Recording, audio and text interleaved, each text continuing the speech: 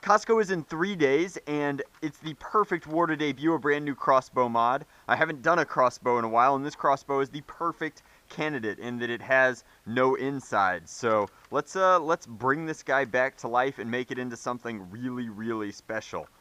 First, we're gonna have to open it up, and I don't think you guys have ever seen that time-lapse style, so that should be a lot of fun.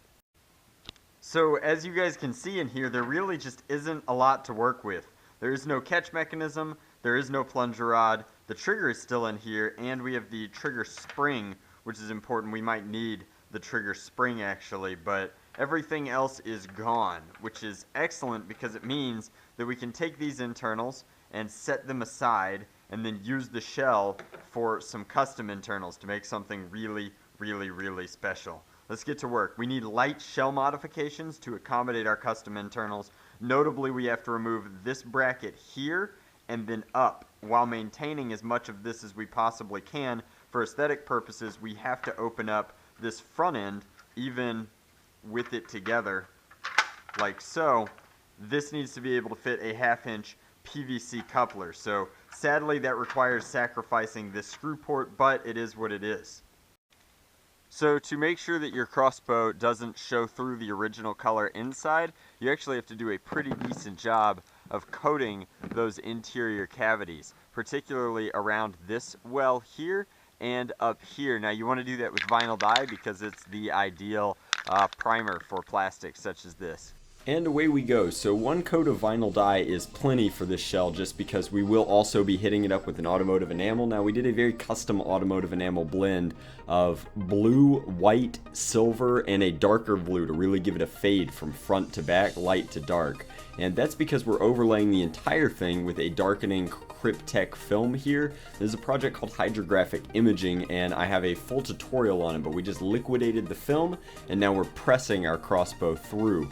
And that process adheres the pattern of Cryptek to the shell itself. It gives us something that's not only completely unique, but also aesthetically very pleasing. Then after that, we will be applying some custom vinyl logos. These are adhesive back logos from my friend Avery, which gives the blaster its name. By now you've seen the title and you know that it is named Leviathan, but you can see that peeling these off we get not only the custom Drac logo in silver, but also the Leviathan name, and then we will pop all of that off with a 2K clear coat. I think it looks pretty handsome. So my good friend Nathan down in Florida actually made these internals for me. He calls them Modman internals, and they're very simple replacements for the stock crossbow internals. They basically replicate the original function, but they're made entirely out of handmade polycarb pieces. They give you a much more comfortable plunger rod pull. They use a Delrin plunger rod, which is much stronger, and the catch and trigger are now made of polycarbonate. Now, I didn't have a place to stir this methacrylate together, so this DevCon is being mixed on a 6-clip because I had it, and I was working on a Strife, and I'll probably never use the 6-clip, so I'm applying that evenly to the reinforcement bracket there, which goes right in front of the catch plate, just to strengthen that overall area so that it won't break under continual stress of priming and firing, with the full K26 spring that goes inside this blaster. Now I'm cleaning that up, making sure all of the edges are even, because there's just so very, very little space that it's hard enough getting these internals to fit into a stock crossbow shell as is. But attaching this piece will let us strengthen the blaster, and then we have a few more internal modifications to do before the new plunger housing will fit. With the shell work done, all we have to do here is lube up the plunger rod. We're using Danco silicone grease. It's pretty good stuff.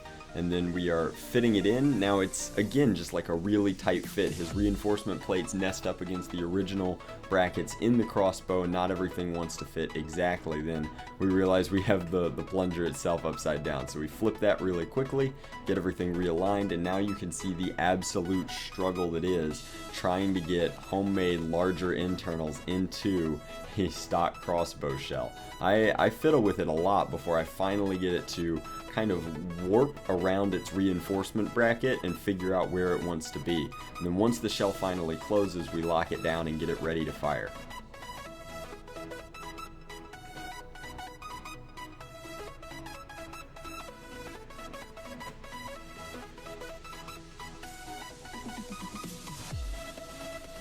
Doesn't help that the trigger spring is always falling out every time you try a new seating and sandwiching of the blaster back together. So frustrating.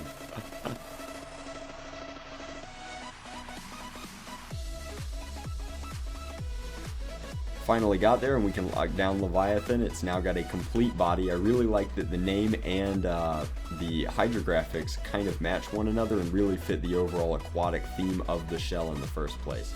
It's always looked kind of like a shark to me. Agree? Disagree? Let me know in the comment section below. All that's left to do is tighten up that front end of the blaster. We're using a machine screw and a nylon lock nut to get those completely cinched. We lost that screw port because of the modifications, and we just need something to tighten up the front end of the blaster so that it's completely flush and very nice looking.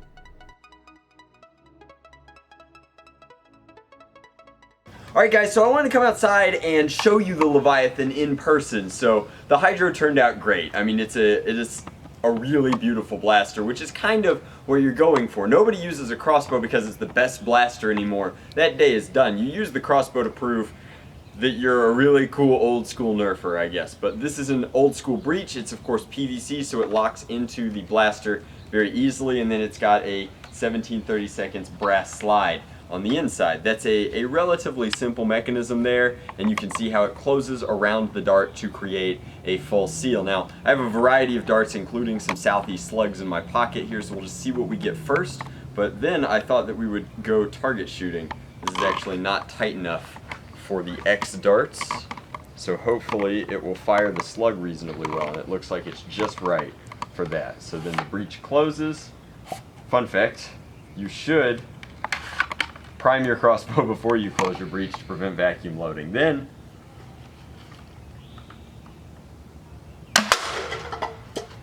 wow, that's never happened before. That's kind of cool. We took a big triangle and made a slightly smaller trapezoid. So these are worker darts. Maybe they'll be tight enough. Definitely not. So we'll try a stock dart next. Now, this breech was not designed for stock darts, which is why it's not efficient, but if you can get them in there, maybe it will fire them. Again, seems really, really loose. Can we pretend that that's what I was aiming for? Yikes. So we have... Nope. So Springer fit is really important. You need it to be tight enough that it grips the brass, and this is just falling out. So this is not going to work at all. So with slugs this time, we'll open a reach, chamber a slug, prime, drop this into our other hand, close the breech, and fire. A ton of power out of this crossbow.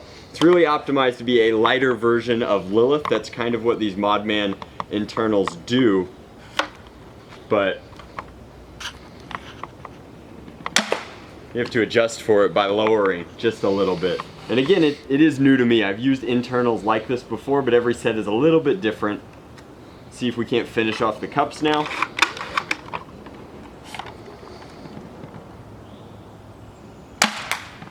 Too high. If we did a full triangle, it would have been better. I have an AccuStrike dart. We'll try that. Should be the same fit as the Elite, which means that it will fire, but not particularly well.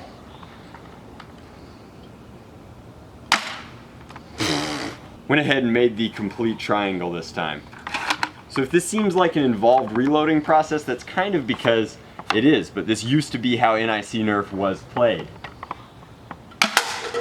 Put a lot of the importance on making your shots count, as opposed to now with hoppers where if you miss, you can just click, click, fire again. There was a little bit more athleticism in the hobby because it was a lot of dodging and a lot of reloading as quickly as you possibly could. But this is an old school powerhouse, and I will definitely be using this at Nerf Wars in the future because I really like using crossbows. They're an absolute pleasure for me to use, and they're kind of like, I'm right in that area where this is what I used when I entered the hobby, and I like using it still. So thank you guys very much for watching. Hopefully you enjoyed. I really dig the dip on this white to dark blue fade. I did it once before on a blaster that I gave away at NVZ, and I like having one personally for me in my arsenal. So hopefully you guys enjoyed. I'll see you next time.